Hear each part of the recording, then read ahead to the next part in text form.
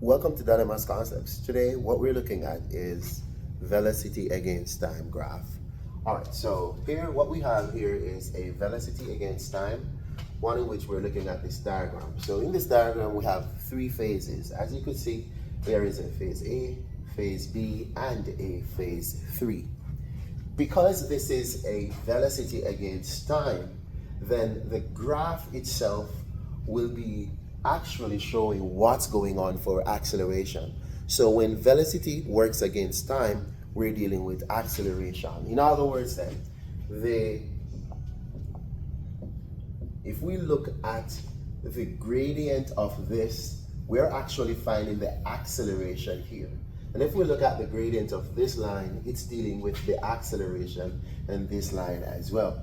One of the things we want to be aware of is the fact that this in phase A is actually a constant acceleration, one in which we're increasing in our velocity. So over time, our velocity would be increasing steadily because it's a straight line. So we actually have a constant increase there.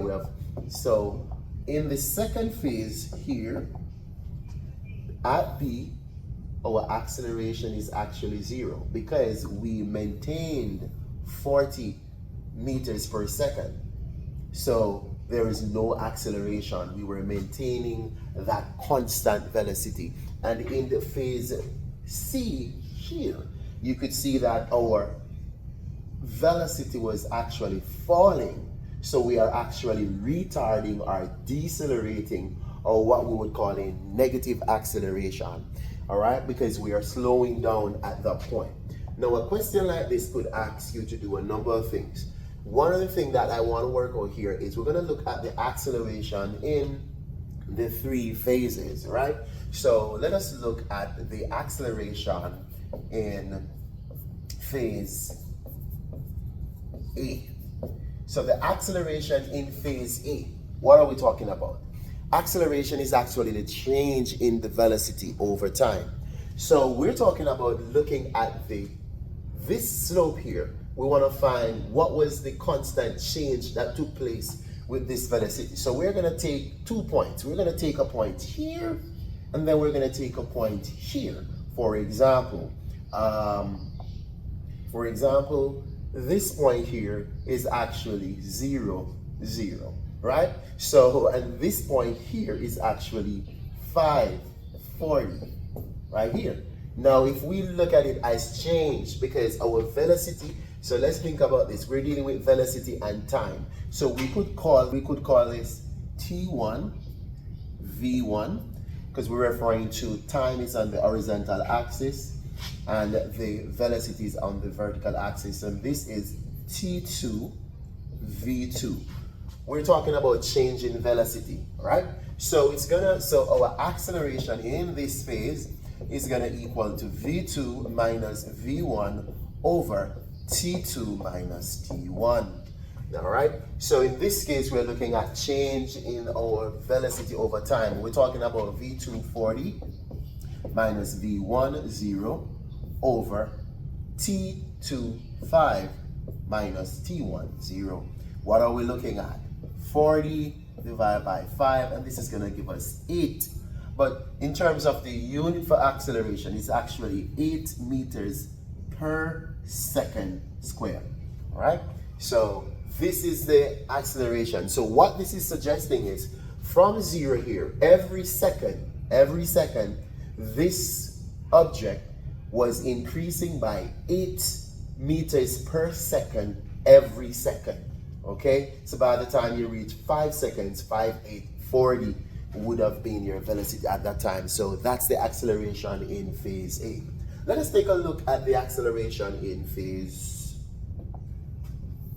B. So in phase B, what's the acceleration? Our formula remains the same, right? V2 minus V1 over T1 minus T2 minus T1. So in this case, let us relabel. We're talking about this to here. That's phase B, right? So this would have been I'm just going to relabel this, all right? I'm just going to relabel this. So I'm going to call this T1 and call this V1. So we have T1, V1 here, and then here, which is actually 30, 40. So the point here is actually 30, 40. I'm going to call this T1, T2, V2. So 30, 40 is actually T2, V2, okay? So now let's just substitute there, and then let's work it out. So we're talking about 40 minus 40 over 30 minus 5. And we're looking at 0 over 25, which is 0 meters per second square. Our acceleration in phase B is actually 0. We saw that. Why?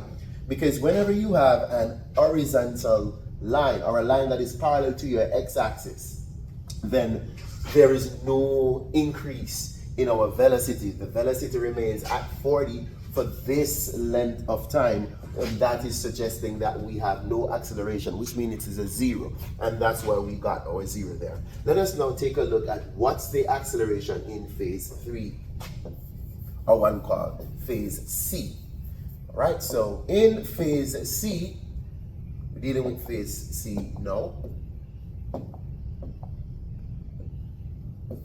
What is the acceleration here? In reality, we decelerated here, meaning that our speed actually, our velocity actually fell until it reaches 0. So what's going to happen here? We're going to relabel. I'm going to take this off. I'm going to take these off. We need that point, but what we do need is our last point here, because this is where when it came to rest. So this point right here is actually 38 with 0. So 38 with 0, and this is going to be T1, V1, T2, V2. All right, so there we have it. Now we could talk about it. We're going to see what happens. So it's going to be the same. So it's going to be V2, which is the final. This is where we are at 0. So it's 0 minus 40 divided by 38 minus 30. What are we looking at? We're looking at negative 40 over 8. All right, so we have negative 40 over 8. And negative 40 over 8 is going to give us negative 5 meters per second square. Now, the interpretation of this negative 5 is very important to what we're doing. What does this really mean? Because we're dealing with acceleration and it is negative, it is suggesting that our speed is falling. So that's the interpretation. Our speed is falling at 5 meters per second for every second until it reaches 0. That's what this really means.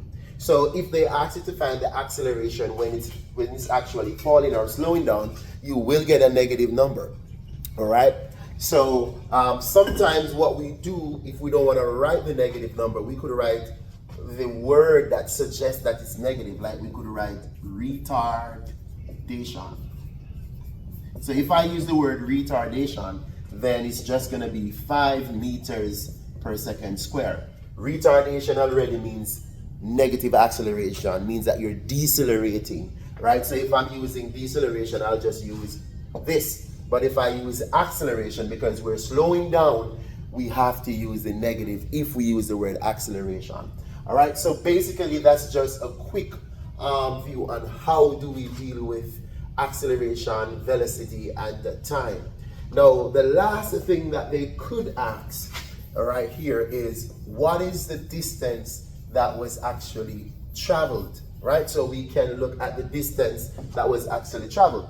So the distance traveled is actually calculated by looking at the area of the plane shape you're seeing, or you could have said then it's the area under the curve. So what do we mean? We are suggesting that if I could find the area of this entire shape that I'm seeing here, it is equal to the distance that was traveled while this object was actually moving. This is a trapezoid, so all I have to do is that I'm just gonna grab the sides of this trapezoid so that we could quickly find the area. So let's take a look. This length is actually 38. Let me just take this off for a minute. So this side down here is actually 38 long, right? So what do I mean? I'm saying this is 38, right? And then we need to know what this is. So what is that length up there? It's actually taking this 30 here, and then I'm gonna take off 5 because we started at 5 and at 30, and it's gonna tell us that it is 25. So this is actually 25 right there, right? So basically now, the height of this is 40. So you could see the height is 40. So we have our thing. Remember that the distance is gonna equal to the area under the curve. And this area is the area of a trapezoid, which can be found by half A plus B H. And A plus B refers to the sum of the parallel sides, which would have been the 25 and the 38. So what we're gonna do now, we're gonna work this out. 25 plus 38, and then it's being multiplied by 40. Okay, and we could divide this into that already.